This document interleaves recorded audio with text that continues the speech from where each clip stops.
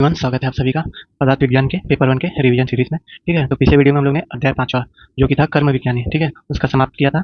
तो आज के इस वीडियो में हम लोग अध्याय 6, ठीक है, अध्याय 6 जो कि है सामान्य विज्ञानी, ठीक है, या जनरल सब्सटेंस, ठीक है, इसको विस्तार पूर्वक देखेंगे।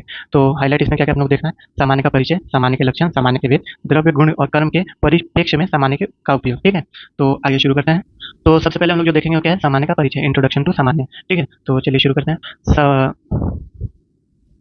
सामान्य की पदार्थ के रूप में स्वतंत्र सत्ता, न्याय और वैशेषिक दर्शन ने मानी है। ठीक है, सामान्य की पदार्थ के रूप में स्वतंत्र सत्ता, न्याय और वैशेषिक दर्शन ने मानी है। इस मत को वास्तुवाद कहा जाता है। इस मत को क्या कहा जाता है? वास्तुवाद। इन दर्शनों ने सामान्य को षड पदार्थों में चौथा स्थान माना है। इन दर्शनों ने सामान्य को क्या है? षड पदार्थों में चौथा स्थान माना है। ठीक है, सभी गायों में एक सामान्य भाव है, गोवत्व या गायपन, जो गायों के मरते रहने पर भी हर नई उत्पन्न गाय में पाया जाता है। ठीक है, तो सभी गायों में क्या बताया? उदाहरण के तौर पर एक सामान्य भाव रहता है जो कि क्या है? गोवत्व या गायपन, जो गायों में मरते रहने पर भी हर नई उत्पन्न गाय में पाया जाता है। अनेक व्यक्तियों में एक रूप में पाया जाने वाला यह पदार्थ सामान्य कहलाता है। ठीक है, क्या है? अनेक व्यक्तियों में मतलब अलग अलग व्यक्तियों में एक रूप में पाया जाने वाला यह पदार्थ सामान्य कहलाता है, जो क्या होता है? नित्य होता है। ठीक है, बौद्ध दर्शन ने सामान्य की पदार्थ के रूप में स्वतंत्र सत्ता नहीं मानी। बौद्ध दर्शन ने क्या है? सामान्य को स्वतंत्र पदार्थ की सत्ता में नहीं मानी है। ठीक है, सामान्य को केवल नाम ही कहा गया है। सामान्य को क्या कहा गया है? केवल नाम। इसे नामवाद भी कहते हैं। ठीक है, तो यहाँ हम लोग देख लिया न्याय और वैशेषिक ने इसको क्या हो गया? वस्तुवाद हो गया, और यहाँ पे इसको क्या बताया गया है? नामवाद। ठीक है, बौद्ध दर्शन के धर्म कृति ने सामान्य को अनुमान का विषय कहा है। ठीक है, सामान्य सत्य वस्तुओं नहीं अपितु कल्पना पर निर्भर है। ठीक है, सामान्य क्या है? सत्य वस्तु नहीं अपितु कल्पना पर निर्भर है। सामान्य के स्वतंत्र पदार्थ के होने के वैशेषिक दर्शन के मत पर बौद्ध दर्शन ने खंडन किया है। ठीक है, कभी कभी शब्दों की परवाह न करते हुए वक्ता स्वतंत्रता दिखलाते हैं। ठीक है, गोवत्व या गायपन भी इसी तरह एक स्वतंत्र कल्पना है। भिन्नता रखने वाले भावों को लेकर जो एक अर्थ बताने वाली बुद्धि है, उसके द्वारा वस्तु का अस्तित्व वास्तविक रूप समृद्ध हो जाता है। ठीक है, ऐसे ज्ञान को समृद्धि कहा जाता है। ऐसे समृद्धि से भिन्नता ढक जाती है और इसी कारण आपस में भिन्न वस्तुएं भी एक प्रतीत होती है। ठीक है, जैसे कि गाय। अतः सामान्य केवल नाम मात्र है, कल्पना मात्र है। ठीक है, व्यक्ति या गाय से भिन्न केवल जाति, गोवत्व स्वतंत्र दिखाई नहीं देती। व्यक्ति के ग्रहण के समय उसके शुद्ध रूप से अलग कुछ नहीं दिखाई देता। सामान्य के रूप में पदार्थ का ग्रहण भ्रांति है। ठीक है, जो चिरकाल से देखते रहने के अभ्यास से निर्माण हुआ है, इसलिए सामान्य अरूप है, ऐसा बौद्ध दर्शन का मत है। ठीक है, चरक संहिता के हिसाब से देख लेते हैं। चरक संहिता ने षड पदार्थों में सामान्य को प्रथम स्थान दिया है। क्या दिया है? प्रथम स्थान दिया है। चरक संहिता चिकित्सा प्रधान ग्रंथ है। क्या है? चिकित्सा प्रधान ग्रंथ। सामान्य और विशेष पदार्थों का चिकित्सा में महत्व होने से इन्हें षड पदार्थों में क्रमशः प्रथम और तृतीय स्थान दिया है। ठीक है, न्यून धातुओं की पूर्ति सामान्य गुण वाले द्रव्यों से और बढ़े हुए धातुओं का हाथ से विशेष से किया जाता है। ठीक है, ये बहुत इंपॉर्टेंट पैराग्राफ है। ठीक है, इसको याद रखिएगा। नेक्स्ट टॉपिक देख लेते हैं हम लोग क्या है? सामान्य के लक्षण। सामान्य के लक्षण देख लेते हैं। सबसे पहले किसके हिसाब से? तर्क संग्रह के अनुसार। ठीक है, क्या बोला है? नित्यम अनेकम का अनुगतम सामान्य, जो नित्य है, एक है और अनेक वस्तुओं में अनुगत है। ठीक है, उसे क्या कहते हैं? सामान्य कहते हैं। ठीक है, तो इसको देख लेते हैं विस्तार में। नित्यत्व, व्यक्तियों का जन्म होता है और मृत्यु भी होती है, परंतु उनका सामान्य नित्य रहता है। ठीक है, उदाहरण, व्यक्ति के मृत्यु के पश्चात भी उसका मनुष्यत्व शाश्वत रहता है। ठीक है, सामान्य नित्य है, वह अनादि और अनंत है। एकत्व, सामान्य एक होता है। ठीक है, एक जाति या एक वर्ग के सभी व्यक्तियों का एक ही सामान्य होता है। एक वर्ग के अलग अलग व्यक्तियों का एक ही गुण सामान्य होता है। जैसे गायों की गोत्व जाति होती है और मनुष्यों की मनुष्यत्व। यदि एक ही वर्ग के वस्तुओं में एक से अधिक सामान्य हो तो वे परस्पर विरोधी हैं। ठीक है, अनेकानुगतत्व, सामान्य एक ही वर्ग के विभिन्न व्यक्तियों में समाविष्ट रहता है। ठीक है, गोत्व सभी गायों में समाविष्ट है। इसका एक अर्थ यह भी निकलता है कि एक व्यक्ति का सामान्य नहीं है। ठीक है, एक व्यक्ति का सामान्य नहीं हो सकता। आकाश एक है, आकाश का सामान्य आकाशत्व नहीं हो सकता। सामान्य द्रव्य गुण और कर्म में ही रहता है। ठीक है, विशेष समवाय और अभाव का सामान्य नहीं होता। किसका? विशेष समवाय और अभाव का सामान्य नहीं होता। सामान्य में सामान्य नहीं होता। सामान्य में स्वयं सामान्य नहीं होता। यदि सामान्य का सामान्य मान लिया जाए तो एक सामान्य में दूसरा सामान्य, दूसरे में तीसरा सामान्य मानना पड़ेगा, जिससे अनवस्था की स्थिति उत्पत्ति हो सकती है। ठीक है, तो इसका डेफिनेशन देख लिया जाए। सिद्धांत मुक्तावली के अनुसार क्या बताया इसने? नित्यत्व सति अनेक संवेत्वत्वम सामान्यम लक्षणम। ठीक है, क्या बोला इसने? सामान्य के 3 लक्षण होते हैं: नित्य होना, अनेकों में समाविष्ट रहना, समवाय संबंध में रहना। ठीक है, इसमें से एक भी लक्षण ना हो तो समवाय का लक्षण दूषित हो जाता है। ठीक है, नेक्स्ट पॉइंट है, यदि पहले लक्षण को छोड़ दिया जाए तो अनेकों में समाविष्ट रहना, ठीक है, और समवाय संबंध में रहना, ये दोनों लक्षण संयोग में भी पाए जाते हैं। जब दो वस्तु का संयोग होता है तब संयोग ये लक्षण दोनों वस्तु में पाया जाता है। ठीक है, यदि दूसरा लक्षण छोड़ दिया जाए तो नित्य होना और समवाय संबंध में रहना, ये लक्षण आकाश परिमाण में भी पाया जाता है। आकाश परिमाण केवल एक आकाश में ही पाया जाता है और समवाय संबंध से भी रहता है। सामान्य का अनेक में रहना, यह लक्षण आकाश में नहीं पाया जाता। यदि तीसरा लक्षण छोड़ दिया जाए तो नित्य होना और अनेक में रहना, यह लक्षण अत्यंत भाव में भी पाया जाता है। ठीक है, चरक संहिता के अनुसार देख लेते हैं। सामान्य वृद्धि कारण, वृद्धि या बढ़ाना के कारण को सामान्य कहते हैं। ठीक है, दूसरा क्या है? सामान्य अनिकेत्वम कर्म, जो एकित्व कर एक जैसा भाव निर्माण करना बुद्धि को उत्पन्न करता है, उसे सामान्य कहते हैं। ठीक है, नेक्स्ट क्या है? तुल्यार्थ ही सामान्य, जो तुल्य भाव किसी के समान समान दिखना का बोध कराता है उसे सामान्य कहते हैं। ठीक है,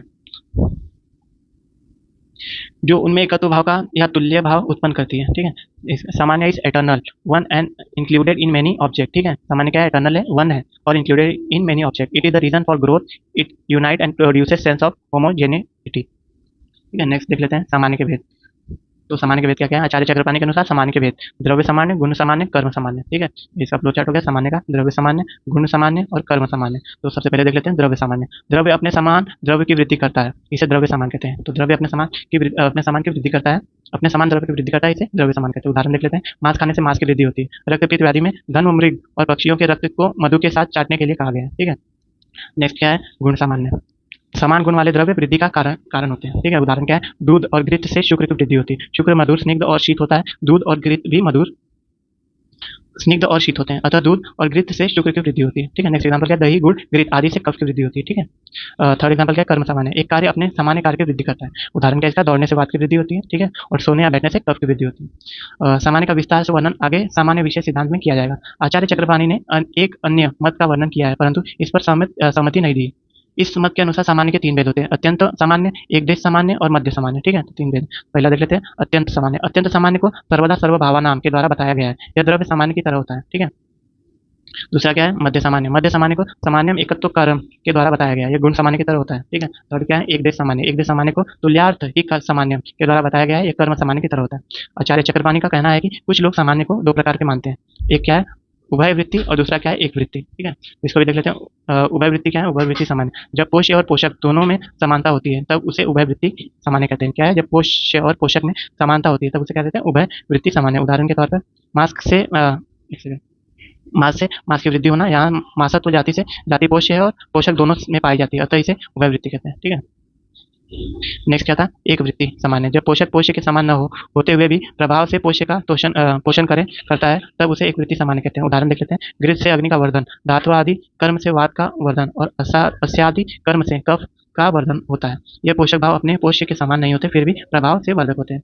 ठीक है, तर्क संग्रह के अनुसार देख लेते हैं सामान्य के भेद। तर्क संग्रह के अनुसार क्या है? एक पर समान होता है, एक अपर समान होता है। पर समान क्या कहा जाता है? अधिक स्थान पर रहने वाले सामान्य क्या कहते हैं? पर सामान्य। उदाहरण सत्ता या जाति, पदार्थत्व यह जाति का सामान्य है। द्रवत्व, रूपत्व आदि की अपेक्षा पदार्थत्व यह जाति अधिक स्थान पर रहती है, अतः यह पर सामान्य है। अपर सामान्य क्या होता है? अल्प स्थान पर रहने वाले सामान्य को अपर व समान कहते हैं। ठीक है, इसका उदाहरण क्या है?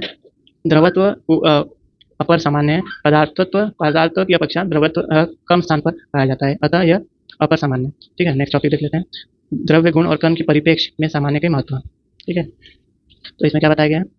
आयुर्वेदीय चिकित्सा सिद्धांत के अनुसार क्षीण धातुओं को बढ़ाना चाहिए, बढ़ी हुई धातुओं को कम करना चाहिए और सम धातुओं को साम्य अवस्था में बनाए रखना चाहिए। ठीक है, यह चिकित्सा द्रव्य को देखकर, द्रव्य के गुणों को देखकर या कर्मों को देखकर की जाती है। ठीक है, द्रव्य सामान्य को आधार मानकर चिकित्सा: रक्त सेवन से रक्त की वृद्धि, मेद के सेवन से मेद की वृद्धि, तरुण अस्थि के सेवन से अस्थि की वृद्धि होती है, आम गर्भ अंडा के सेवन से गर्भ की पुष्टि होती है। ठीक है, गुण सामान्य के आधार मानकर चिकित्सा: मूत्रशय में इक्षु रस, वारुणी मंड द्रव्य, मधुर अम्ल लवण रस और उक्लेदी द्रव्य का प्रयोग। पुरुषशय में मांस, पुष्कुंड, बकरे के मध्य शरीर का मांस, यव, शाक, धान्यम्ल आदि का प्रयोग। ठीक है, कर्म समान के आधार को मानकर चिकित्सा: व्यायाम से व्याप की वृद्धि होती है, अस्य सुख बैठे रहने से कफ की वृद्धि होती है। ठीक है, तो यहाँ से हम लोग क्या है?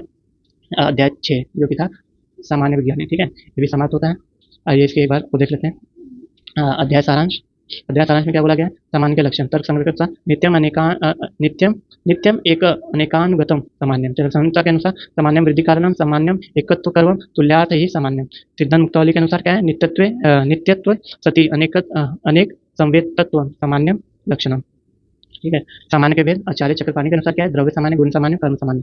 आचार्य चक्रपाणी द्वारा उद्भित अन्य मत के अनुसार अत्यंत सामान्य, मध्य सामान्य, एक देश सामान्य और भी क्या थे? उभय वृत्ति थे, एक वृत्ति थे। ठीक है, तर्क संग्रह के अनुसार क्या थे? पर सामान्य और अपर सामान्य। ठीक है, तो इसे कुछ प्रश्न टाइप भी देख लेते हैं। क्या क्या सकते? सामान्य के तर्क संग्रह के अनुसार लक्षण लिखे। ठीक है, सामान्य के तर्क संग्रह के अनुसार लक्षण लिखे। सामान्य के सिद्धांत मुक्तावली के अनुसार लक्षण लिखे। चरकोक्त सामान्य का वर्णन करें। विभिन्न मतानुसार सामान्य के लक्षण लिखे। सामान्य के भेदों का विस्तारपूर्वक वर्णन करें। आचार्य चक्रपाणी के अनुसार सामान्य के भेदों का विस्तारपूर्वक वर्णन करें और अपर सामान्य का प्रकाश डाले। द्रव्य, गुण और कर्म के परिप्रेक्ष्य में सामान्य का महत्व स्पष्ट है। ठीक है, तो ये chapter the most important chapter है। ठीक है, सामान्य और इसके बाद का जो चैप्टर है विशेष विज्ञान। ठीक है, तो ये दो चैप्टर से क्वेश्चनिंग बहुत सारी बन सकती है। ठीक है, तो अभी के लिए आज इतना ही। नेक्स्ट वीडियो में हम लोग अध्याय 7 जो कि है विशेष विज्ञानी उसको शुरू करेंगे।